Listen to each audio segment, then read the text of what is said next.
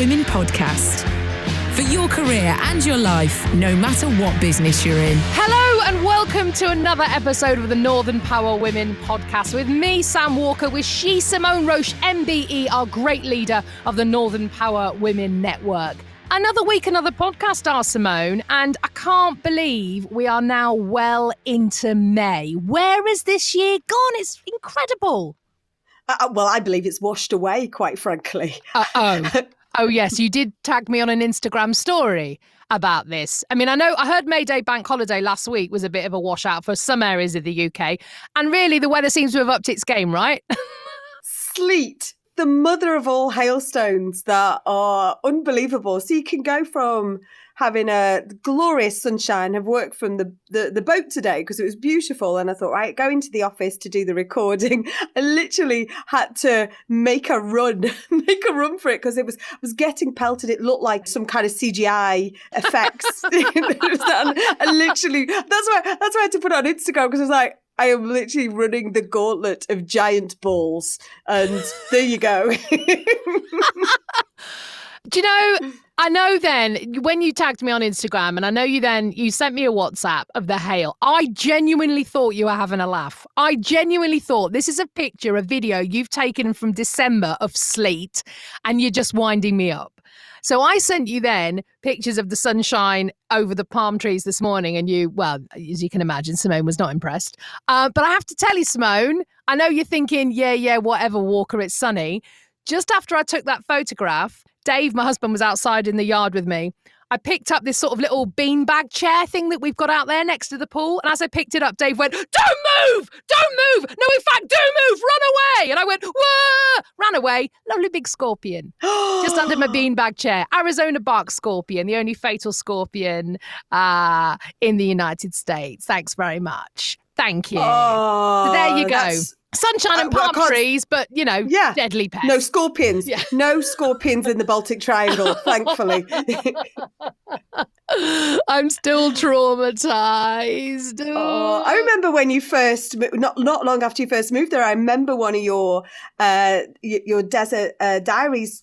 And I remember there was a whole thing around the scorpion, wasn't there? It was the first time in the sink, wasn't it? It was. Something like that. It was in the sink in our kitchen. And funnily enough, I saw one more at that house and then I never saw a live one, apart from when we're out on walks and the child takes the black light to have a look because they shine under UV light. They literally glow in a fluorescent manner.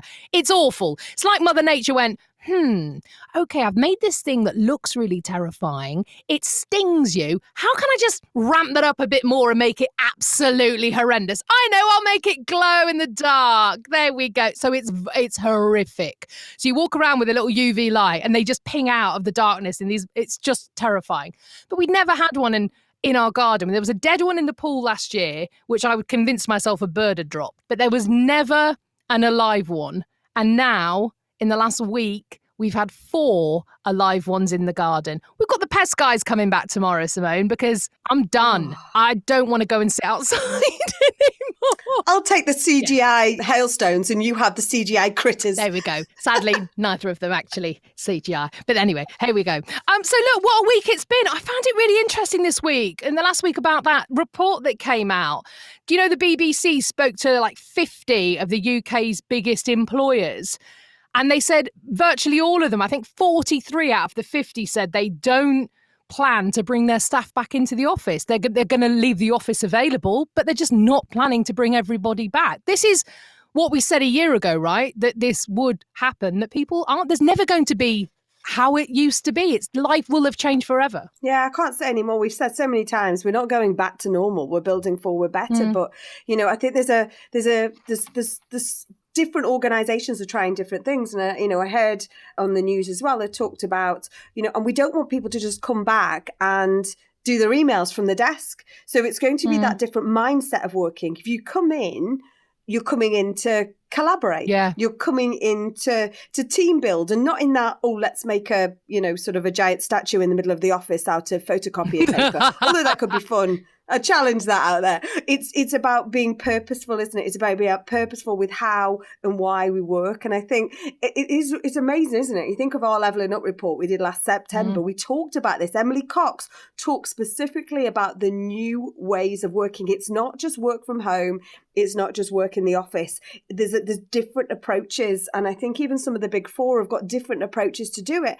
And there has to be different approaches because every one of these organisations has a different culture.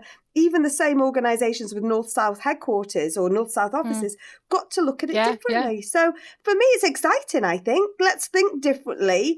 Let's do things differently. I love the idea of coming in to collaborate or coming in for purpose and not just to be present, you know. So I think it's a good thing, but it will take some working out. But, you know, I think it's great. I found it very interesting, though. I read an article about a woman called Lucy Baker, who is a confidence coach. She works with a lot of executives, especially around things like presentations. And she's worked from home for 17 years. She built her entire coaching business from home, 17 years, quite happily working away in her spare bedroom. This week, she picked up the keys for a new office because, in fact, what she's found is being at home over the pandemic with the children at home, with her partner at home, and not having that line between now I'm at work, now I'm at home. And the fact it's just merged into one even more than it ever was if you work from home. She's actually, for the first time in 17 years, decided to go and actually sit in an office. And I understand that. And there was a day last week where my husband went into the office. He's been in like twice in the last year. And he went in to have a big day where he did a lot of forward planning because, you know, he's a director at this company and he's doing the whole, right, okay, what's our strategy for the next 6 months around data science? So they had that big whiteboard day. And it was really weird to be in the house on my own. And I actually found I didn't get any work done. I just sort of rattled around the house because normally I can hear him downstairs on his Zoom calls. The kids have been on their Zoom calls. I've locked myself in my office and actually been mega focused and got on. With nobody else there apart from the dogs, I found my mind wandering and I was putting a wash on and I thought, oh my gosh, if he does go back to work, kind of more part-time even, maybe I should get a little office. I did feel quite strange about it. Yeah, well, that's, as you know, living on the boat, that's why we have an office. We have it to create that separation. Yeah. And I've never, you know, since 2007 was the last time I properly worked sort of 9 to 5 in an office. And it was only last year, sort of a year, 14, 15 months ago now, that we took, if you like, the first keys to our office because we needed that separation. Yeah. So I think you're going to get every type of business is going to look, aren't they? And you've got to look at it from a personal and culture perspective. So I think I can see more smaller businesses taking offices and I can see those bigger businesses should go back to the small businesses. Just saying. Yeah, right. Yeah, right. Well, it's interesting stuff, eh? Love it. Love to know what you think. If you've had a change of heart over the last few weeks about how you might work in the future, get in touch and let us know, please. podcast@northernpowerwomen.com. We're going to talk languishing and lying around in a moment because that's a very important part of anyone's day. But should we get some life lessons going on? Oh, we should. We absolutely should. This week, we have got Amanda Adiola. She's a partner solicitor-advocate at BHP Law, over in Darlington. She specialises in private family law matters and is an advocate for diversity, inclusion, as well as mentoring. One of our faves. Here's Amanda. Hi, my name is Amanda Adiola. I am a partner and solicitor-advocate at BHP Law in Darlington. When have you felt the fear and done it anyway? I was so afraid of change and I let this hold me back for a long time. I wanted to grow, to progress and to seize opportunities that are out there for me, but the voice creeps in to create doubt, panic, and to throw up so many what ifs. I knew that I had to go for it and see where life takes me, and I'm glad that I did. Changing jobs, learning new practices, and leaving what you're used to can be very daunting, but if you just do it anyways, then you won't have any regrets. If you don't, then you will. I was told to think of the worst that can happen and what I would do should that situation arise. And this helped me to change my focus and to keep fear at bay so I could take the plunge. The second one is, if you are a working parent, how do you cope with the guilt factor? Feeling guilt as a parent is real. From missing school plays to not meeting other parents as your child or children arrives before everyone else for breakfast club, or you arrive to pick them up when most people have already taken their children home. But regardless of this, I remind myself constantly that my purpose aligns with my children's purpose, in the sense that all that I'm doing and seeking to achieve is for them. Whilst family time is a priority, as working parents, we're always juggling work and life, and there's no getting away from that. Rather than focus on the guilt of what I'm not present for, it is making sure that each time that I am there counts and is memorable. And that is the best that I can do. Accepting that my best is enough is good enough for me and my children. When as a failure turned out to be a positive experience, wow, this is a really good one. It would have to be when I received my university grades. I felt hopeless and thought that I was never going to make it in the legal profession. I wanted to give up and almost wrote my own prospects off. I was fortunate to have a solid support network who reminded me of who I am and that my grades do not determine where life would take me. I continued to strive and work hard to prove this point. And by being given the opportunity to show what I can do and how passionate I was about the profession, I am where I am today. Although it was challenging at the time to break through, it was a positive experience overall. My fourth one is, what are your top tips for making presentations, either within your company or conference? My top tip is to present from the heart, really. If you know the subject matter and it is something that you are passionate about, then your presentation should not just be an information sharing process, but an experience of benefit to those who will listen to you. Make sure it is engaging and interactive to create that experience. One mistake that a lot of people make in presentations is to focus on their understanding rather than the understanding of their audience. You must remember that because it is an area of expertise that you have, does not necessarily mean that the people you are presenting to understand that. Make sure you pause at appropriate intervals, engage your audience and allow them to ask questions or seek clarification as you go along. My final life lesson: how have you dealt with being overlooked either for a project, a job, or a promotion? This is not an easy experience to have, nor deal with. But in order to avoid losing focus, I have taken to dealing with these types of situations by seeing them as a redirection. No matter how hurtful the experience has been or can be, a change and shift in mindset has given me the courage to make my next move. In the past, I've chosen to take a step back, allow myself the time to be sad, as it is normal for anybody, then reassess and re-strategize before making my next move. I hope that you find my life lessons useful, and thank you so much for having me involved. The absolutely spectacular Amanda Adiola here. I mean, she's an award-winning lawyer. I love the fact, and she didn't make this very apparent in what she's just talked about, but I do know of Amanda's work, and I love the fact she spends a really significant portion of her time mentoring young lawyers and young women, and being one of the few female black lawyers in the north of England. I love the fact that she's working hard to make herself so visible, because as we know, in so many ways, as we talk about BeHeard.io, of course, on this podcast many times, supporting season 3, it's important that you let people know you are there, because that is how you inspire the next generation. But she had a lot of great stuff to say, didn't she, Simone? She did, and I love one of the ones about, what's your top tips for making presentations? And she says, one mistake a lot of people make is to focus on their understanding rather than the understanding of the audience. And we've all done that, haven't we? We've all done that, because it's an area of expertise that you have. Doesn't necessarily mean that people you are presenting to. So make sure that you make those pauses, you engage, then you ask questions to seek the clarifications. I thought that was just so simple, but absolutely, that was one of the standouts for me. It really was. And, I make a lot of podcasts, as you know, for various clients. And I always say the heart of everything you do is your audience. Who are you talking to? Why are you talking to them? And you've got to remember that listener is the most important person, not what you think you want to say. It's what, you hope that they would want to hear. One thing else I loved about Amanda is when she was talked about feeling the fear and doing it anyway.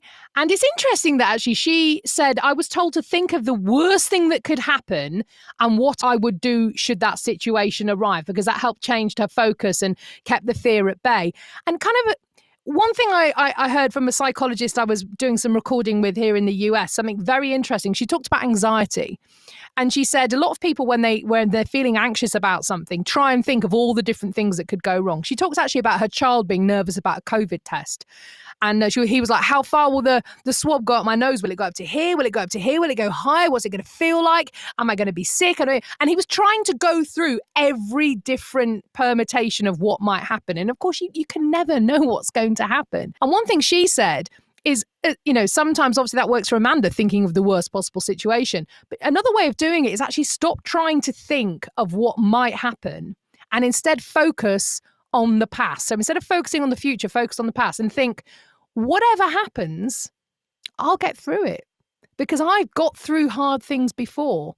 I have dealt with tough situations before, so I know I'll be able to deal with this tough situation. And of course, we all know with anxiety, the worst thing you can think of never happens anyway. And the worst thing you can think of, even if something bad happens, it's not what you imagined it would be. And guess what? You do get through it and you are resilient. So let's focus on the fact we know whatever happens, we have the tools to get through it.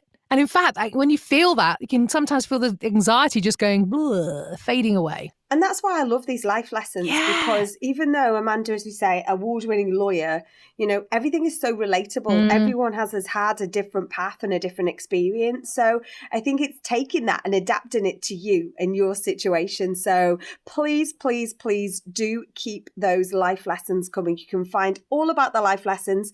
Get in touch with us. You can find out the information on northernpowerwomen.com website as well. And we'll send you the questions, 12 of them, answer 5. And then guess what? You'll be joining us in the ether on this very podcast. We'd love it. We'd love it if you did it. Let's talk lazing about, please. Or rather, we should say languishing, please, Simone. We both read this article. Well, it's really interesting because this, that's what I thought. When I first saw the headline, languishing. And this was in the New York Times.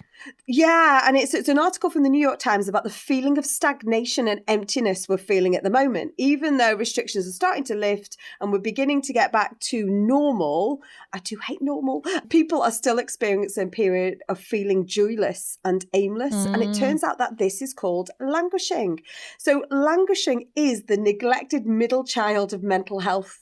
And it's the void between depression and flourishing. So it's, in essence, it's the absence of well-being.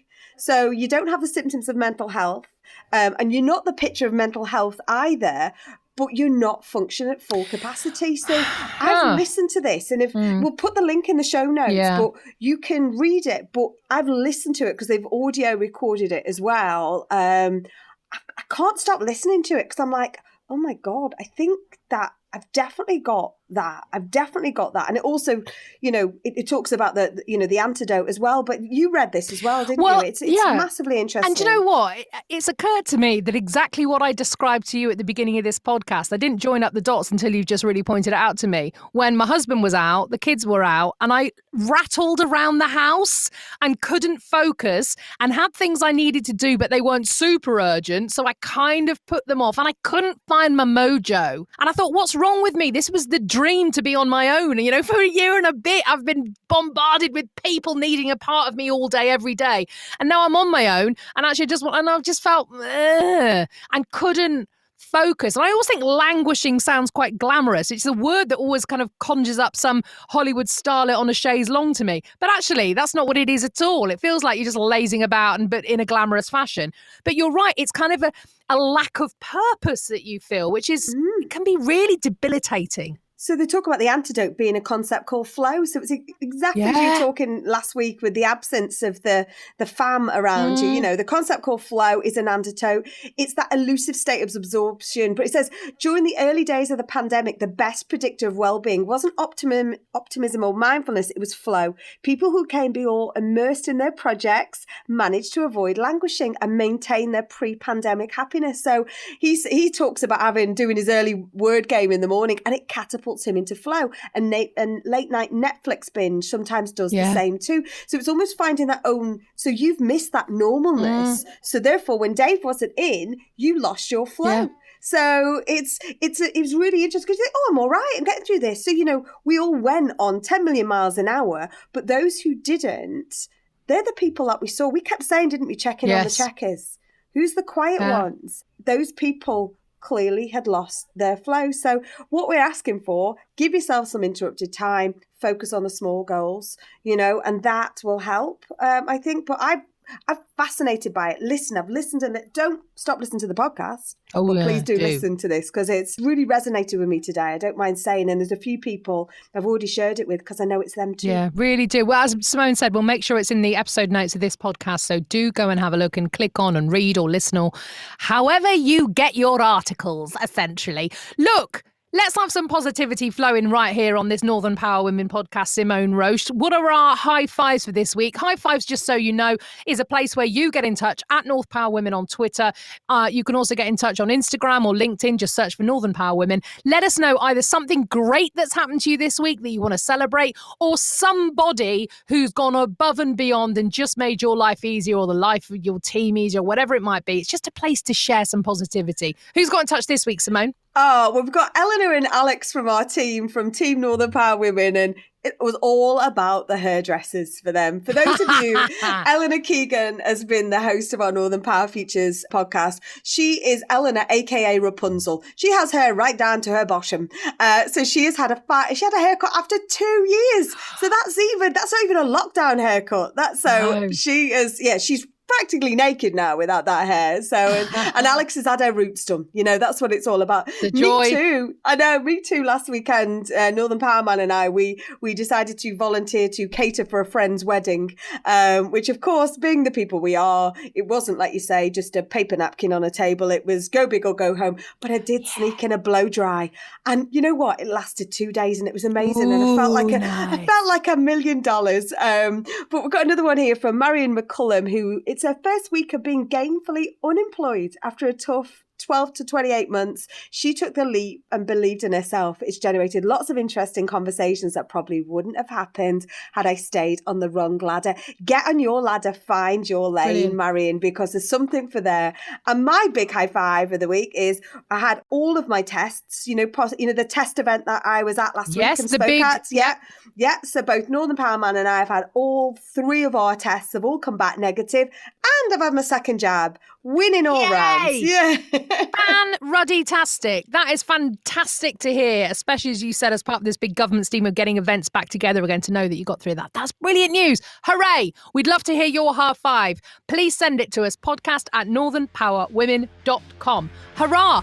Well, there we go. Another week of conversation, of hopefully some insight around your work and life. As ever, we'd love to hear from you. If there's anything you'd like to hear discussed on the podcast, any polls or surveys you'd like to put us out at North Power Women on Twitter, please do get in touch. The next episode is coming your way on Monday, May the 17th. Until then, this is the Northern Power Women podcast. I'm Sam Walker, she is Simone Roche, and the Northern Power Women podcast is a What Goes On media production.